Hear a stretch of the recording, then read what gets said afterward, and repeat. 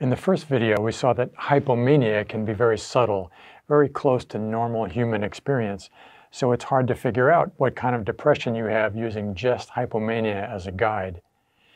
In this video, we'll look at 4 other markers of your position on the mood spectrum that tell us more about how much bipolarity you might have regardless of hypomania. In addition to the symptoms of hypomania, those criteria that we looked at, distractibility, overconfidence, irritability, and so on, there's a bigger universe, the non-manic bipolar markers.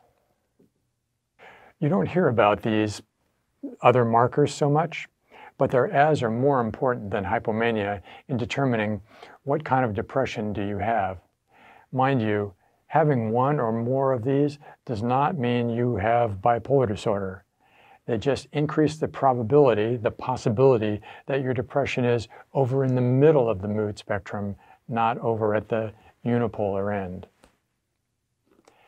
Here are the 4 main markers.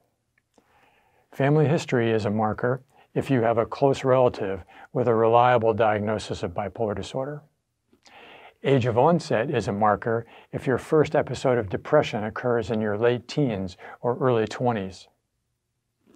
Course of illness is a marker if you've had repeated episodes of depression that resolve completely and then return. That would be recurrent or cyclic depression.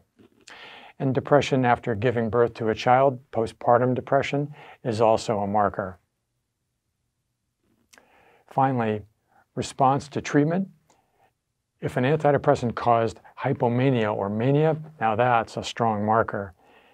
It's a weaker marker if it's an antidepressant causing agitation or irritability, like bad enough to make you stop it.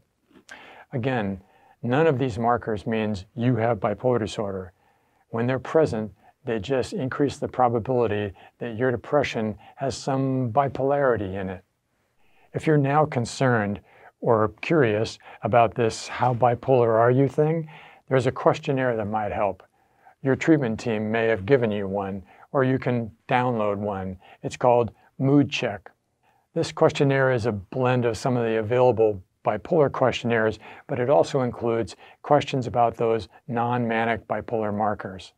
I'll show you the questionnaire in just a moment, and then we'll wrap up and head into one more thing that makes the diagnosis of depression challenging, and that's mixed states, when depression is combined with high energy symptoms like anxiety, irritability, or profound insomnia.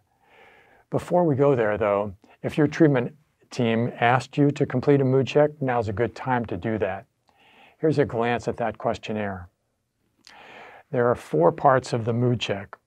Parts A and B ask about your mood symptoms over time.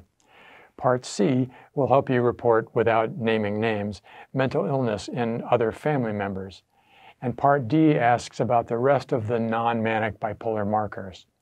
There's a guide to scoring your results at the end, but since mood disorders form a spectrum with no lines between things, your score doesn't give a diagnosis. It just helps suggest what your next steps might be. You can download one. Just Google Mood Check Bipolar. To summarize this video, we've looked at other ways to determine what kind of depression you have using non-manic bipolar markers. These help assess how bipolar are you, if at all? How much bipolarity do you have? The Mood Check questionnaire helps you and others look at this carefully. In the next video, we'll look at something that anyone with depression can have, mixed states, where depression is combined with higher energy symptoms.